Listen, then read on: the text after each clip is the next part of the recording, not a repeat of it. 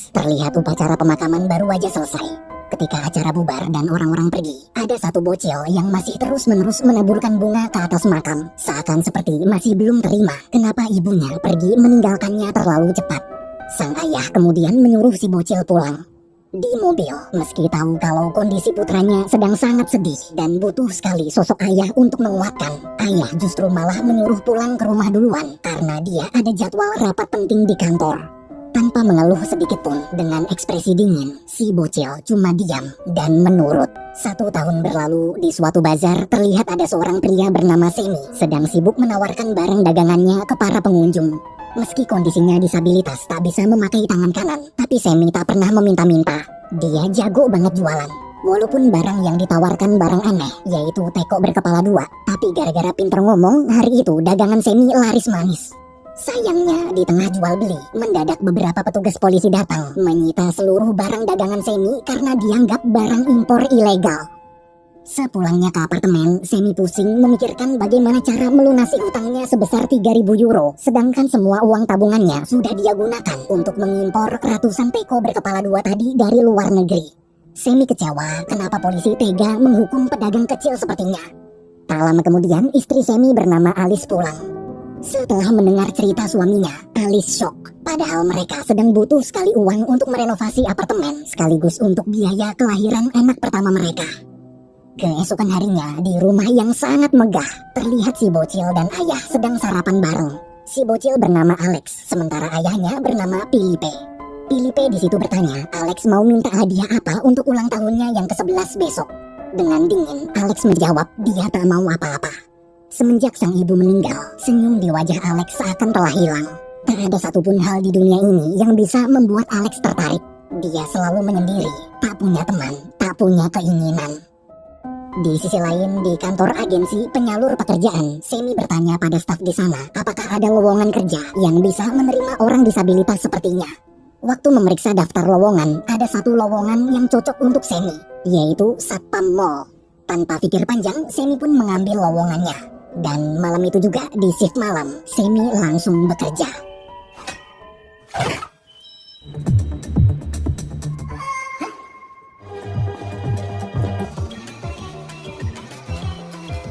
Il va chercher un vrai travail. Visiter les rats, vous êtes vraiment cool, c'est ça que j'ai l'impression.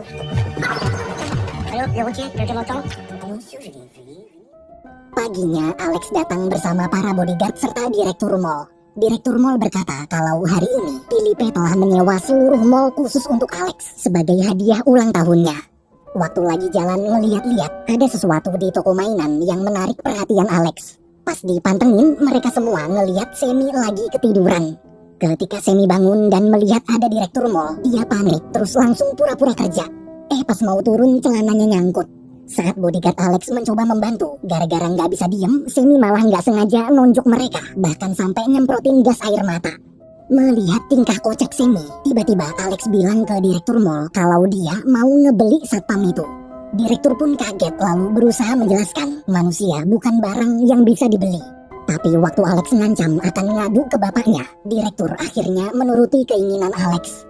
Direktur kemudian mengajak Semi bicara berdua. Dia menawarkan Semi kerja lembur menemani Alex main seharian dengan bayaran 1.000 euro atau 16 juta rupiah. Meski bingung, tapi karena butuh uang, Semi pun menerima tawaran barusan. Saat mereka berdua nyamperin Alex minta mainannya dimasukin ke box. Mendengar itu, Semi protes ke direktur. Bukannya tadi dia cuma disuruh nemenin main doang, kenapa jadi dimasukin ke box? Dia ini orang, bukan barang. Direktur lalu menjelaskan, nggak ada yang boleh nolak permintaan orang terkaya di Perancis. Asal Semi tahu, bocil itu adalah bos dari segala bos. Berapapun uang yang Semi minta, pasti dia kasih. Asalkan Semi mau dimasukin ke box. Semi di situ bilang, buat ngelunasin utangnya, dia butuh uang 3.000 euro. Tanpa pikir panjang, direktur setuju. Terus langsung memerintahkan stafnya, bungkus nih orang.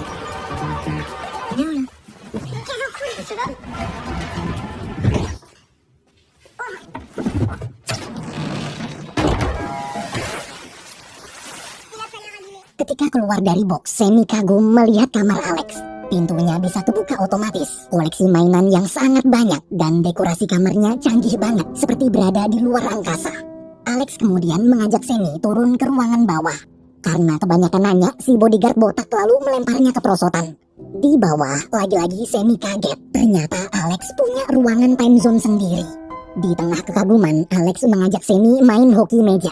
Awalnya Alex menang 2-0, tapi pas Semi mulai serius, dia berhasil balikin skor dan menang 2-3. Karena kesal, Alex pun ngajak Semi main yang lain.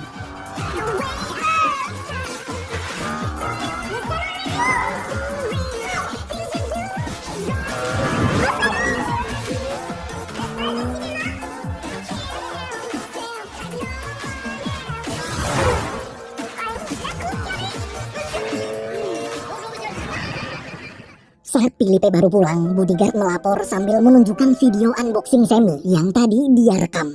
Melihat anaknya memperlakukan orang lain seperti mainan, Filipe pun menyuruh si bodyguard menghapus videonya. Jika sampai rekaman video itu tersebar, bisa gawat. Di dalam, waktu Semi dan Alex lagi main polisi-polisian, Filipe datang menyapa lalu mengajak makan bareng. Di meja makan, meski segalanya terlihat mewah, namun Semi bingung kenapa suasananya sepi banget. Bahkan Filipe udah makan duluan tanpa bilang selamat makan. Ketika mencicipi makanannya, Semi sampai nangis saking enaknya. Dia tak menyangka bagaimana bisa Filipe dan Alex makan makanan seenak ini setiap hari, tapi keluarga mereka kelihatan tak bahagia. Selesai makan, pelayan membawakan kue, lalu Filipe mengucapkan selamat ulang tahun. Semi makin bingung, jangankan tepuk tangan, senyuman aja nggak ada. Setelah merayakan ulang tahun Alex, di luar Semi menandatangani surat pernyataan untuk tak memberitahu kejadian hari ini pada siapapun, lalu mengambil bayarannya. Waktu mau pulang, mendadak Filipe memanggil. Filipe meminta Semi tetap tinggal dan menemani anaknya main. Ia cerita, semenjak ibunya meninggal, Alex berubah jadi anak pemurung. Tak ada satu hal pun di dunia ini yang bisa membuat anaknya tertarik. Padahal dia sudah berusaha membelikan berbagai macam hal.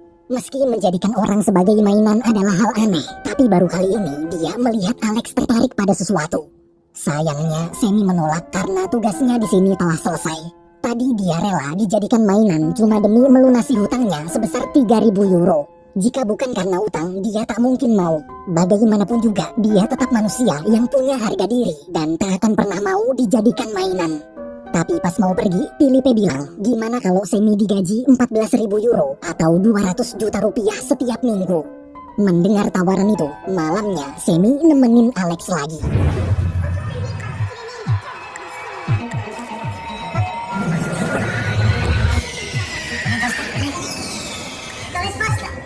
Melihat kecanggihan hologram di kamar Alex, Semi begitu kagum. Alex di situ sedang membuat video untuk channel YouTube-nya.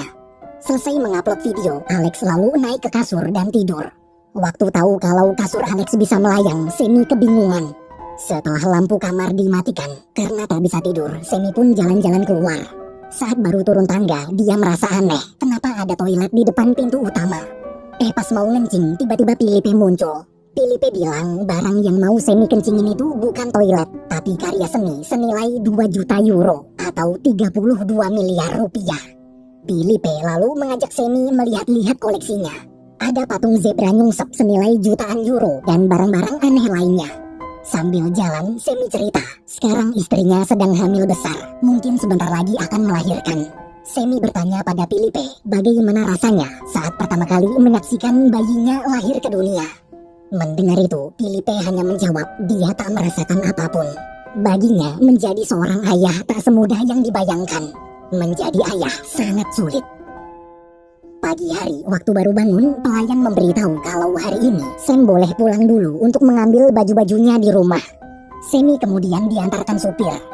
Sesampainya di apartemen, para tetangga berkumpul menyambut kedatangan Semi. Semi ini memang terkenal baik pada semua tetangganya. Melihat dia datang naik mobil mewah, para tetangga jadi makin heboh. Dalam apartemen, Alice ngambek kenapa suaminya menghilang 2 hari tanpa kabar. Karena sudah tanda tangan surat perjanjian untuk tak membocorkan kejadian di rumah Alex, Semi pun terpaksa mengarang cerita bohong. Namun meski sudah berkali-kali dijelaskan kalau dia dapat pekerjaan baru, Alice masih tetap tak percaya. Ketika melihat suaminya pakai baju bagus, wangi, dan mendadak mengemasi barang-barang, Alice nangis. Dia yakin suaminya pasti selingkuh. Semi lalu pamer. Dia memerintahkan supir buka tutup pintu mobil. Si supir pun buka tutup pintu mobil sesuai perintah. Semi cerita sekarang dia punya banyak anak buah. Tapi Alice masih belum percaya. Bisa aja supir itu temen yang udah diajak kerjasama. Oke, Sammy kemudian memerintahkan temannya buka tutup pintu mobil kayak si supir tadi. Tu peux la fermer? Nique ta race! Itulah bedanya teman sama supir. Karena masih belum percaya juga, Sammy lalu menunjukkan cek senilai 10.000 euro sebagai bukti kalau dia benar-benar kerja dan dapat gaji. Sammy menyuruh Alice beli apa aja yang dia mau pakai uang itu. Pokoknya habisin sesuka hati. Mendengar ucapan suaminya, Alice akhirnya tersenyum percaya.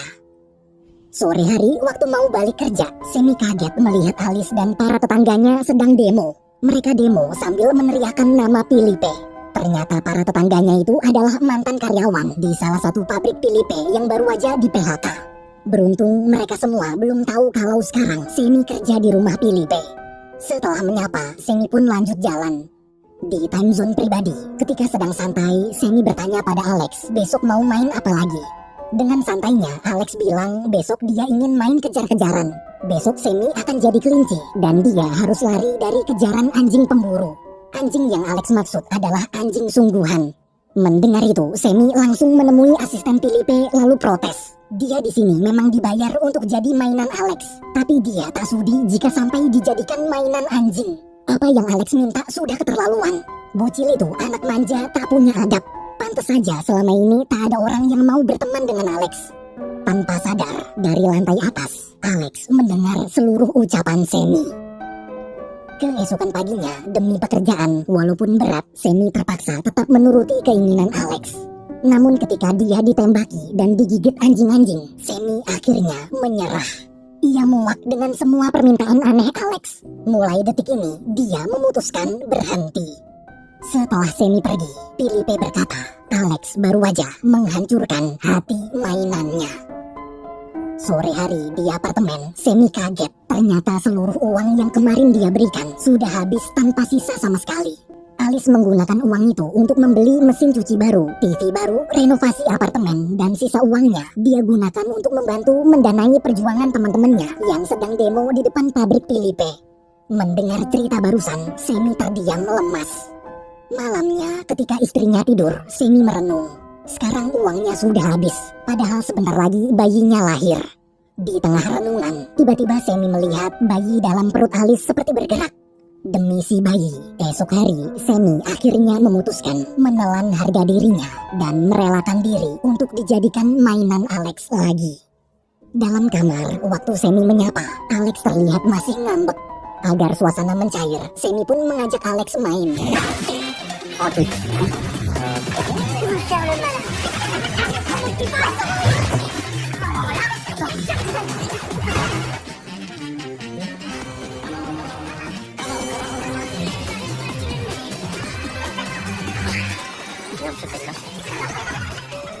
Di tengah acara, Philippe menyuruh semua tamu diam. Ini pertama kalinya dia mendengar putranya bisa tertawa lagi semenjak istrinya meninggal. Sore hari di balkon rumah, waktu Alex mengajak Sammy main lagi, Sammy menyuruh Alex istirahat sebentar sambil menikmati indahnya pemandangan sore. Sammy menasihati agar Alex harus bisa lebih menikmati hidup sebelum ajal menjemput. Mendengar kalimat barusan, Alex seperti mengingat sesuatu, kemudian lari ke hutan. Ketika Sammy mengejar, ternyata di tengah hutan ada rumah pohon. Di atas, Alex murung sambil terus memandangi foto sang ibu. Alex cerita ke Sammy, sebenarnya alasan dia marah pada ayahnya adalah karena dulu waktu ibu sakit parah dan divonis dokter tak akan bisa sembuh. Bukannya membiarkan tetap di Prancis, ayah justru malah membawa ibu berobat ke rumah sakit luar negeri. Akibat keegoisan Philippe dan gara-gara terpisah jauh di luar negeri, Alex jadi tak sempat menemani detik-detik terakhir ibunya meninggal. Melihat kesedihan bocil itu, Sammy mencoba menghibur. Sammy cerita setiap kali merasa sedih, biasanya dia selalu menghabiskan waktu membaca buku kesukaannya yang berjudul Kesatria Pohon. Walaupun ceritanya terkesan cerita anak-anak, tapi cukup seru untuk dibaca orang dewasa. Ia lalu menceritakan bagaimana kisah si Kesatria Pohon dalam buku itu. Mendengar cerita Sammy, Alex akhirnya tersenyum lagi. Agar tak sedih berlarut-larut, mereka berdua kemudian main kesatria-kesatriaan. Bonjour, et Bess, de la bouillabaisse. Comment ça va? Bye, des merdes, du passé. C'est bon.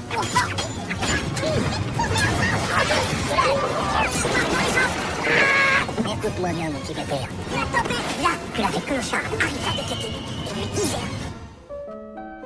Malamnya ketika Alex tidur, Semi menelpon Alice untuk memberi kabar.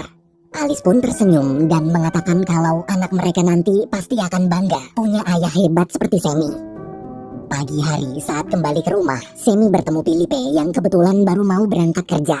Sambil bercanda, Semi mengajak Filipe buka sepatu terus nyeker di rumput karena rasanya geli-geli enak. Dengan senang hati, Filipe pun menolak. Semi melapor, Filipe tak perlu khawatir. Sekarang Alex sedang tidur nyenyak di rumah pohon. Semi bilang sebenarnya bocil itu butuh sekali sosok ayah. Jadi kalau bisa, Filipe harus lebih sering menghabiskan waktu bersama Alex. Kebetulan nanti malam ada jadwal pertandingan bola Prancis lawan Spanyol. Jika tak sibuk, Filipe bisa datang untuk nonton bareng. Mendengar itu, dengan sombong, Filipe menjawab, orang seperti Semi tak pantas menasehatinya. Melihat sifat keras kepala Filipe, Semi cuma bisa istighfar. Sore hari di kantor, saat sedang rapat, Filipe terus melamun. Ia kepikiran ucapan Semi tadi pagi.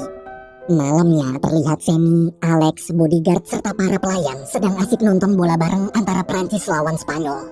Karena pertandingannya seru banget, mereka pun tegang sampai teriak-teriakan. Di tengah keseruan, tiba-tiba Filipe datang. Seketika, suasana langsung hening total. Filipe lalu menyuruh mereka melanjutkan acara nonton barengnya karena dia kesini cuma mau ikutan nonton. Saat Filipe ikut nonton, orang-orang yang tadinya berdiri jadi pada duduk rapih. Nggak ada yang berani bersuara sama sekali. Cuma Alex sama Semi doang yang teriak-teriakan. Waktu Prancis ngegolin, melihat Alex memeluk Semi, Filipe pun mengajak Alex pelukan juga. Tengah malam, karena nggak bisa tidur, Semi menyusup ke dapur untuk mengambil roti-roti. Tapi pas mau balik ke kamar, dia kepergok Filipe. Filipe kemudian mengajak Semi ngobrol santai. Meski agak gugup, di obrolan santai itu, Semi bilang kalau Filipe orangnya terlalu kaku. Ia meminta Filipe menunjukkan ekspresi wajah seandainya baru aja dapat uang 1 miliar euro. Filipe pun menunjukkan ekspresi wajahnya. Oke, gimana kalau seandainya baru aja kehilangan uang 1 miliar euro? Filipe pun menunjukkan ekspresi wajahnya lagi. Semi bingung kenapa Filipe punya rumah mewah, ratusan mobil, ribuan karyawan, tapi cuma punya satu ekspresi wajah yang datar. Bila semua ekspresi Filipe sama, maka orang-orang di sekitarnya tak akan tahu apakah Filipe sedang sedih, marah, atau senang. Mereka pasti akan salah paham. Bahkan tadi waktu nonton bola bareng, hanya sekedar memeluk anaknya sendiri aja, Filipe kaku banget. Semi kemudian mengajari bagaimana cara berpelukan yang baik dan benar. Pertama, pelukan itu bukan cuma saling merangkul tangan aja, tapi juga harus sampai bersentuhan badan.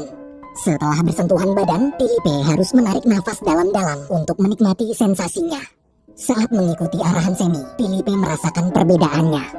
Pas lagi enak-enaknya pelukan, tiba-tiba ada pelayan mergokin tuh bocah berdua. Biar nggak salah paham, mereka pun bubar. Di kamar ketika sedang tidur, Alex terbangun gara-gara mimpi buruk. Karena ketakutan, ia lalu pindah tidur satu kasur dengan Semi. Pagi harinya, waktu mau jogging, Filipe teringat saran Semi semalam.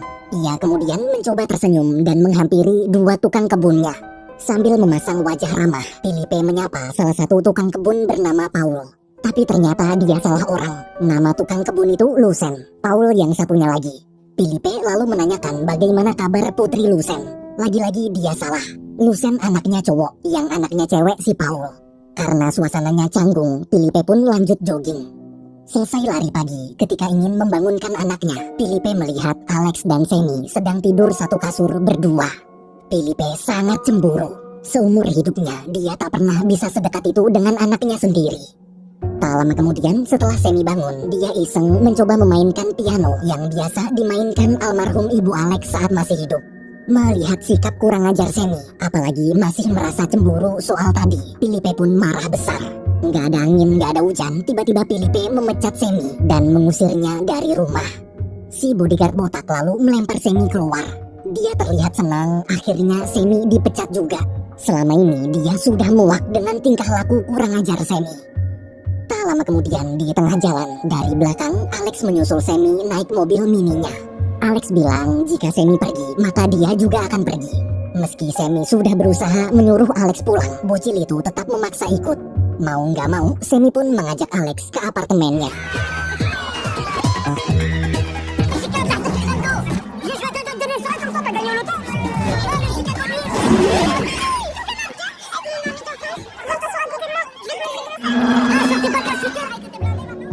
Di Di sisi lain, waktu tahu kalau Alex kabur dari rumah, Felipe marah. Kenapa si bodyguard tak bisa menjaga anaknya? Saking marahnya, detik itu juga si bodyguard pun dipecat. Mendengar ucapan Felipe, si bodyguard kecewa. Padahal dia sudah 10 tahun bekerja di sini. Si bodyguard lalu pergi dari sana dengan wajah penuh dendam. Sementara di apartemen, Semi memperkenalkan Alex ke istri, teman, serta tetangganya. Ketika Alice sedang kerepotan, dengan sigap Alex membantu. Semenjak kehadiran Semi, sifat bocil manja nggak tahu diri itu sekarang kelihatan sudah mulai berubah lebih baik. Di meja makan, Semi menuangkan teh menggunakan teko berkepala duanya. Melihat teko unik Semi, Alex kagum. Alice lalu bertanya tentang keseharian Alex. Karena takut pekerjaannya ketahuan, Semi buru-buru membawa Alex keluar. Di luar, wajah Alex begitu bahagia. Untuk pertama kalinya, dia bisa main sama anak-anak seumurannya. Tapi waktu lagi asik main, ada bocah songong ngebully Alex dan ngajak berantem. Awalnya Semi berusaha memisahkan mereka karena takut anak bosnya terluka. Tapi tanpa diduga-duga, ternyata Alex bisa bela diri. Setelah menghajar si bocah songong, Semi mengajak Alex kabur. Di atap apartemen, mereka berdua menikmati indahnya pemandangan sore bersama. Nggak tahu kenapa, pemandangan sore di tempat sederhana ini bagi Alex terasa jauh lebih indah dibanding pemandangan di balkon rumah mewahnya.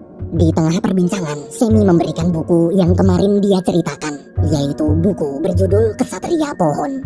Semi mengatakan Alex boleh menyimpan buku itu sebagai hadiah ulang tahun darinya. Alex sangat senang.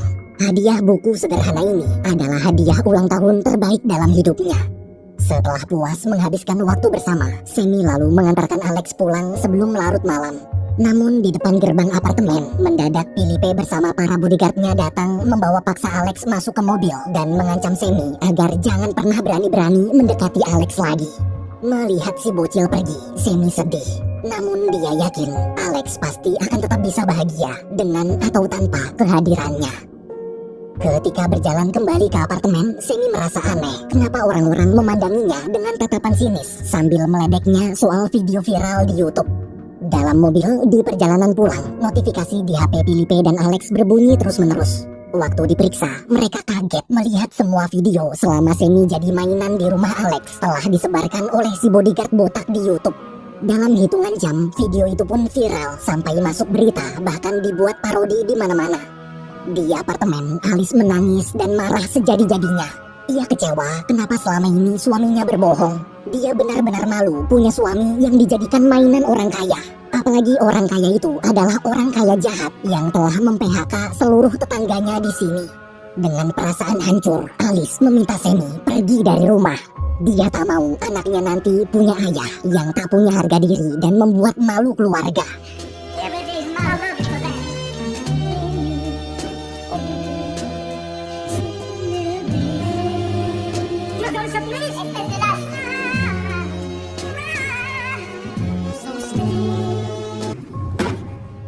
Di rumah Felipe, semua karyawan menonton demo besar-besaran di TV. Para warga, terutama tetangga Semi, marah. Mentang-mentang kaya, tak hanya mem-PHK ratusan karyawan, Felipe bahkan sampai tega menjadikan manusia sebagai mainan anaknya. Malam hari di apartemen, Alice merasa bersalah. Di situasi seperti ini, dia harusnya bisa lebih menguatkan suaminya, bukan malah mengusir dari rumah. Alice sadar Semi melakukan ini pasti hanya untuk mencari uang demi membahagiakan dia dan bayinya. Pagi hari di rumah pohon, Felipe datang memanggil-manggil Alex dan menyuruhnya segera turun. Felipe bilang nanti sore dia ingin liburan ke Jepang, lalu meminta Alex ikut. Awalnya Alex hanya diam, namun setelah merenung, dia akhirnya menjawab. Jika ayah mau dia ikut pergi ke Jepang, maka dia minta satu permintaan. Siangnya, Felipe mengundang semua demonstran datang ke rumah, kemudian memberitahu bahwa Alex telah memintanya untuk membatalkan keputusan PHK perusahaan. Sebagai ayah, Felipe pun mengabulkan permintaan anaknya itu. Jadi mulai besok, semua demonstran yang terkena PHK bisa kembali bekerja. Mendengar berita barusan, seluruh demonstran bersorak gembira. Di tengah kegembiraan, Alice marah. Kenapa mereka semua cuma mementingkan diri mereka sendiri seakan lupa dengan kondisi Semi? Kemarin mereka membenci Semi karena dianggap pengkhianat gara-gara bekerja untuk Felipe. Sekarang mereka menyorakkan nama Felipe tapi melupakan Semi. Alice sangat kecewa. Waktu lagi marah-marah, tiba-tiba perut Alice mules ingin melahirkan. Orang-orang pun panik lalu bergegas mengantarkannya ke rumah sakit. Setelah mengabulkan permintaan putranya, Filipe dan Alex kemudian berangkat ke Jepang. Di perjalanan menuju bandara, Filipe berkata jika sudah besar nanti Alex akan menjadi penerus perusahaannya. Alex menjawab seandainya harus meneruskan perusahaan, dia tak mau jadi seperti ayahnya. Untuk apa jadi orang yang punya segalanya dan mampu mengirim ibu berobat ke rumah sakit terbaik di luar negeri, tapi justru malah memisahkan ibu itu dengan anaknya di rumah. Hingga akhirnya si anak tak sempat menghabiskan waktu bersama di momen-momen terakhir dalam hidup ibunya. Mendengar ucapan Alex dari lubuk hati terdalam, Filipe minta maaf karena dia telah gagal menjadi ayah yang baik. Di tengah keheningan, Alex berkata, gara-gara sifat egois ayah, mungkin nanti Semi juga akan sedih dan menyesal karena tak sempat menyaksikan momen-momen kelahiran bayinya. Filipe pun tertampar. Ia lalu menyuruh si supir putar balik menuju rumah sakit. Di rumah pohon, pelayan dan anak buah Filipe teriak memanggil-manggil Semi. Mereka diperintahkan Filipe untuk menjemput dan mengantarkan Semi ke rumah sakit secepat mungkin. Ternyata dari kemarin, diam-diam Alex menyembunyikan Semi di rumah pohonnya. Waktu tahu istrinya ingin melahirkan, Semi buru-buru berangkat.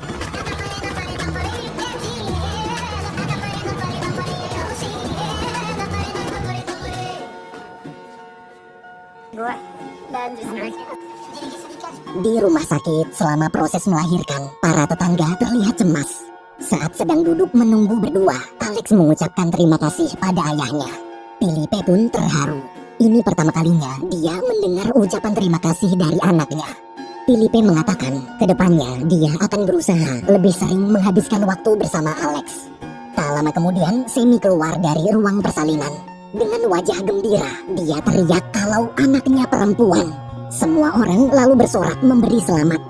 Dalam kamar persalinan, ketika memandangi wajah bayi kecilnya, Semi begitu terharu. Ia kemudian mengizinkan Alex menggendong bayinya. Melihat wajah Alex yang bahagia, Filipe ikut senang. Setelah semua selesai, sebelum lanjut pergi ke bandara, Filipe mengajak putranya jalan-jalan terlebih dahulu untuk menikmati indahnya suasana sore di taman rumah sakit. Saat mereka berdua duduk di bangku taman, Filipe melepaskan sepatu lalu menyuruh Alex melepas sepatunya juga. Filipe bilang, kata Semi, nyeker di atas rumput rasanya geli-geli enak. Jadi gimana kalau mereka berdua mencobanya? Dengan gembira, ayah dan anak itu akhirnya menghabiskan waktu bersama, menikmati hal-hal sederhana yang terasa indah. Pas lagi jalan, Alex minta satu permintaan lagi. Dia ingin membuat suatu perusahaan baru bersama Semi, yaitu